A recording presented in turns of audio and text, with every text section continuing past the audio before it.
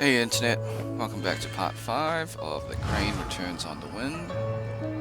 Let's continue with the quest.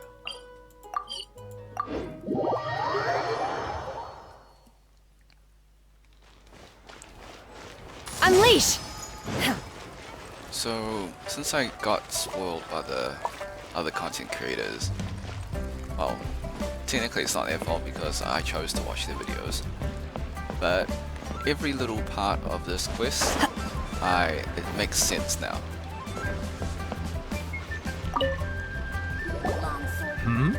Ah, hello. Are you here for something off the shelf, or do you need something forged? Excuse me, Master Zhang. We were wondering if you'd heard of something called a Wonder Core. Of course I have. Sorry, who's asking? My name is Yunjin. Perhaps you don't know me, but I believe that you forged some weaponry for my father in the past, for stage use. Yunjin? Stage use? Oh, so you must be Miss Yoon. Sorry, my brain's finally caught up. It's not used to doing much beyond bashing a hammer all day. Everyone's heard of you, Miss Yoon, even folks who don't make it to the opera all that often. Like myself. So, you're here to ask about Wonder Cores, huh? As it happens, I do know how to make them. Matter of fact, I made some for Lady Ningguang back when she was building the original Jade Chamber. The types of ore needed to make Wonder Cores are a little hard to come by. Lady Ningguang supplied them herself last time. I don't suppose you've brought any yourselves? No, we were gonna ask you what kinds of ore we need. Sure. Well, you'll need two kinds. Star Splinter Iron and Subrosium. If I remember correctly, Lady Ningguang sourced her Star Splinter Iron from the Mount Tianheng area. They say it resonates with visions. It could take some work, but if you stick with it, you'll find some eventually. As for the Subrosium, though, that's trickier. It's all but unheard of on the market. I'm really not sure. Sorry. What I've heard is that the people around Mount Tianheng have some sort of magic trick that can pinpoint the location of the stuff. Of course, it's probably just hearsay. If you want my advice, start by looking for Star Splinter Iron around Mount Tianheng. And if you run into any locals, ask them a few questions about Subrosium. Mount Tianheng.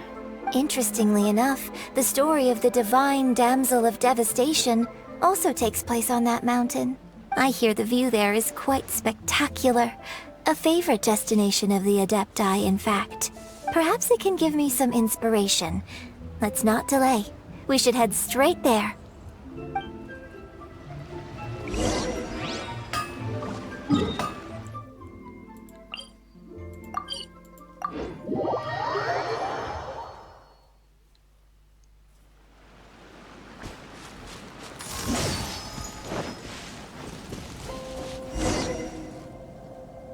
I came to Mount Tianheng once with my father as a child. I remember it being such a long climb that I could barely feel my legs by the time we reached the top. This is quite a trip down memory lane for me. Look at these majestic towering peaks and the gently flowing streams. It's like setting foot in paradise. No wonder the legend of the divine damsel of devastation is said to have taken place here. Adepti wander oft where mortals seldom stride. Indeed, this looks like a place that one might expect to be frequented by Adepti. The Divine Damsel of Devastation is your upcoming opera, right? And the story takes place in Mount Tianheng. Seems like you have a real connection with this place. What's the story about, though? It's the story of a girl becoming a hero. Cool! A hero story? They're Paimon's favorite! The legend first arose in this area. It is said that there used to be a prosperous village on the mountain. In that village, there was a loving couple who were completely devoted to one another. One day, a terrifying monster appeared. The wife was out collecting herbs and was captured by the monster. her husband was so distraught at the news that it broke his spirit and drove him to madness. The vile and vicious monster told the villagers, "If you want to live, you must sacrifice a child to me." What a nasty piece of work! Ugh. Paimon sure hopes this monster gets put in its place! But the monster was so terrible and so strong that all within the village were terrified of it. They had no choice but to give in to the monster's demand. Just while they were discussing whose child would be given over to the monster, a little girl suddenly stood up and came forward. No! Don't do it, little girl! Unbeknownst to anybody else, she was concealing an exorcist's blade. She approached the monster's lair, feigning fear and trepidation. When she finally arrived, she courageously drew her sword and entered into a fierce struggle with the monster, from which she eventually emerged as the victor. Her extraordinary abilities drew the attention of the Adepti, and they took her as one of their own. Her story became the stuff of legends. But alas, the paths of mortals and Adepti seldom cross, and she would never again re-enter the mortal world. And so, destined to grace the mortal realm for but a brief moment, she vanished like a wisp of smoke into thin air. That's how the opera ends. I really like this story. But I personally think that perhaps the little girl was not as brave as the opera makes her out to be. I'm not sure she deserves all the praise she is given. I've never considered that before. Opera is always an interpretation of the events it purports to portray. A certain degree of deviation from the truth is always inevitable. When my father wrote the script for this play, I suppose his intention was to inspire his audience with the character of the divine damsel. I think it's a great story. The ideal story. Well, it sure inspired Paimon! Let's go get ourselves some Star Splinter Iron! Yeah!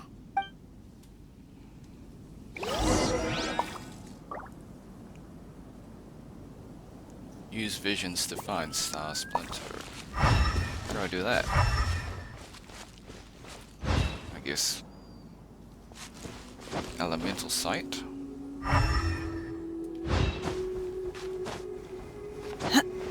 That is so vague.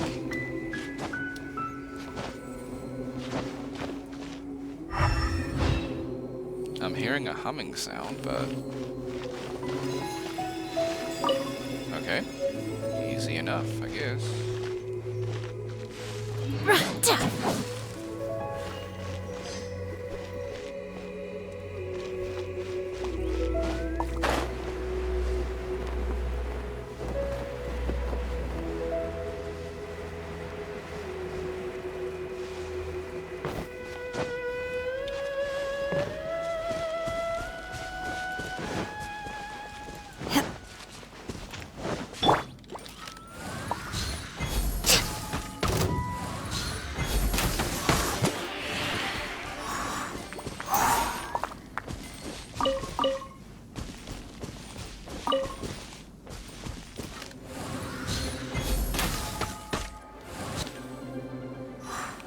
Okay, I'm hearing it, but I don't see it.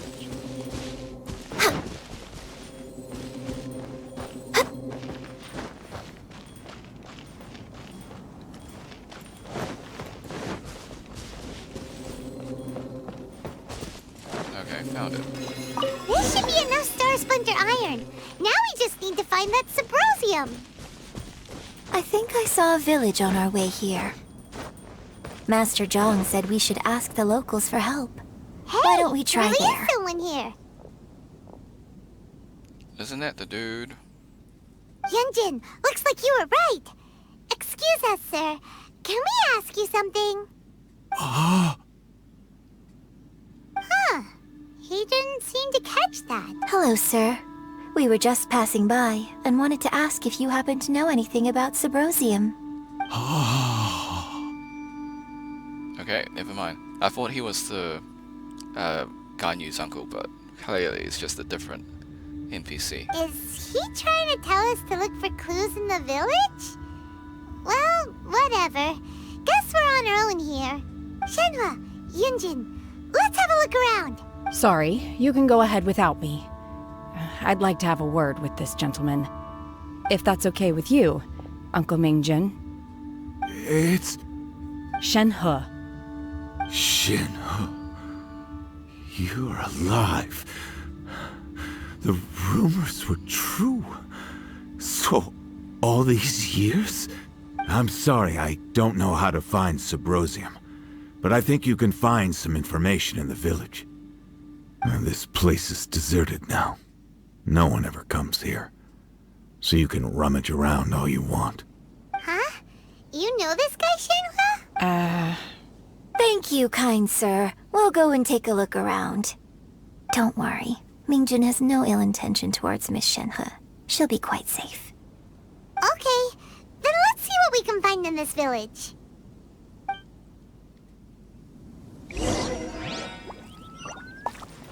Okay, maybe we'll get a cutscene.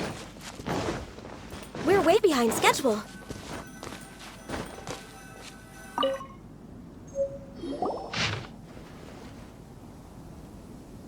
The remains of a god, an abandoned village, Mount Tianheng.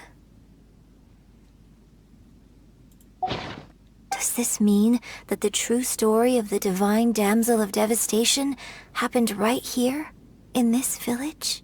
The time frame certainly matches, so it seems we're in the right area. Let's keep looking around.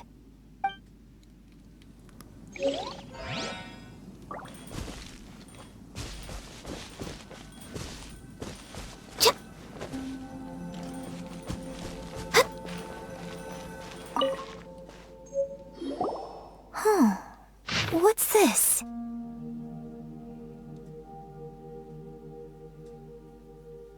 I'm just reading it quite quickly.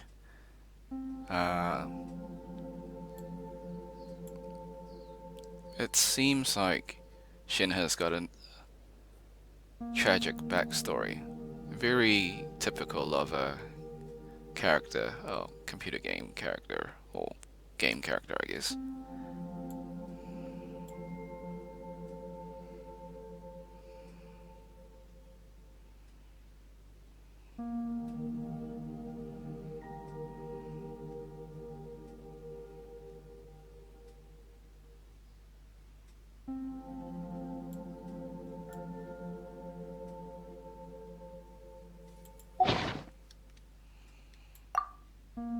So, Shenhe is the divine damsel?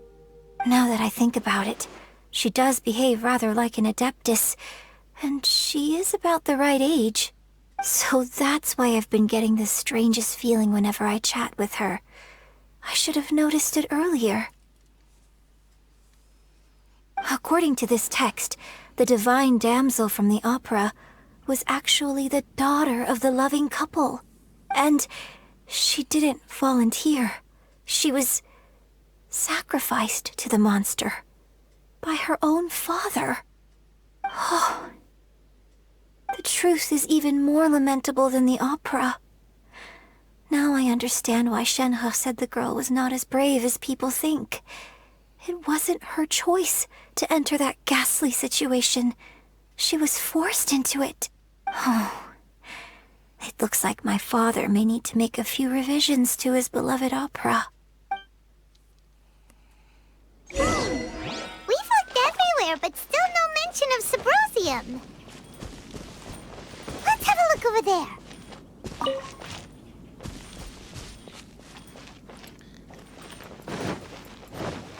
That's like the smallest dot on the map.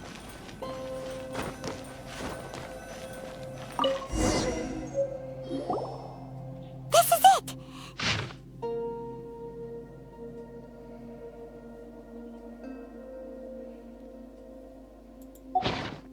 So basically, we need to go to the middle of the lake south of Mount Tianheng at dusk, and we'll find us some Subrosium!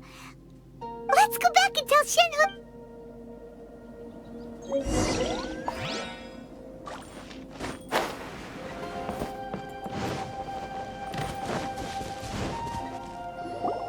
One year when I was back visiting, I heard a story about a white-haired adeptus from a merchant passing by. I never imagined it was you. I was a very close friend of your father's. I could have stopped him from performing the summoning ritual. I had plenty of chances, but I couldn't bring myself to stand up to him. I just let things happen, let it all escalate. And, well, we all know how that story ended. I bring flowers back here every year. And each time I wish I had a chance to apologize to you. Apologize for what? If you'd stopped him, he'd only have found another way. There is nothing he wouldn't have done for his true love. Nothing. Do you still hate him? I don't know what I feel. I'm told my fate is to bear the curse of calamity, so my master bound my soul with red ropes to curb my aggression. But it also dampened my emotions, making me dispassionate, like the Adepti. So if you ask me how I feel about the past, if I hate my father or not, the truth is, I feel nothing at all. It must have been so tough for you all these years. Shenhe, we're back! Oh, then I will leave you all in peace. Shenhe, it brings me some solace knowing that you are okay. I'll tell you more about the old times next time we meet. Thanks, mister. We found some info in the end.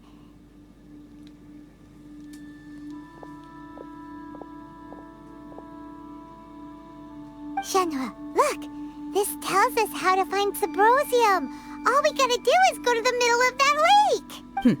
Let's go then. Miss Shenhe, there's something I'd like to talk to you about. Less talking, let's more doing. Just now, in the village, we found your father's diary. It turns out that many of the details in the Divine Damsel of Devastation are not true to the facts. So I'd like to change them. Why?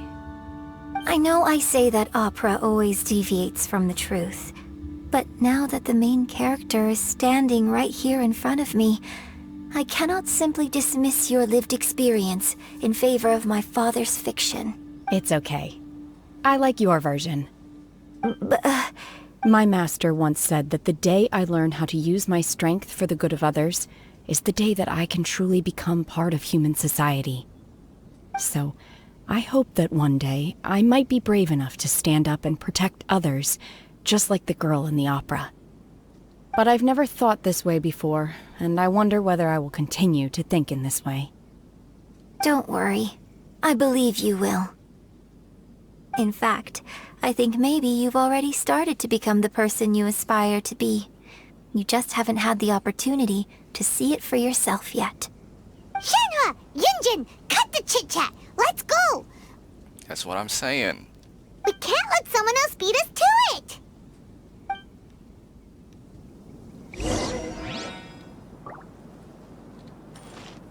Alright, let's just finish this part and then we'll call it part 5? Yeah.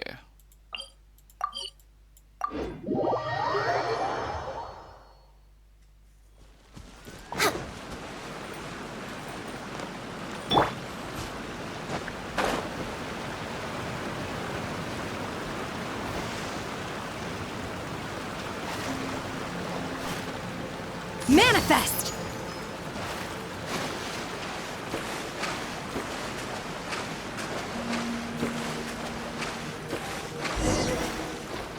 Shit! Okay. That is 5:30. Ooh, random achievement. That's cool. 5:30.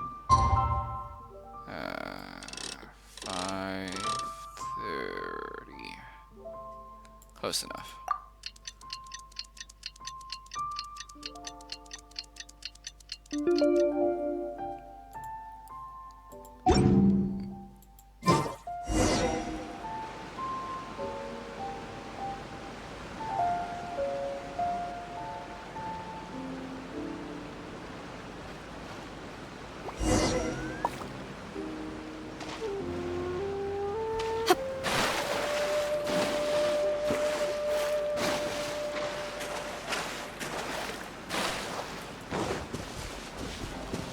leash!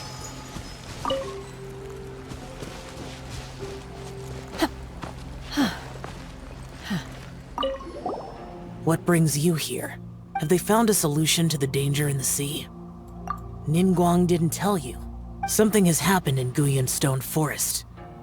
According to the contract, as an Adeptus, I should not get involved for now. But these things can be unpredictable. I have a contingency plan of my own. Only a single mountain lies between here and Liyue Harbor. If things get out of control, I will defend this place myself.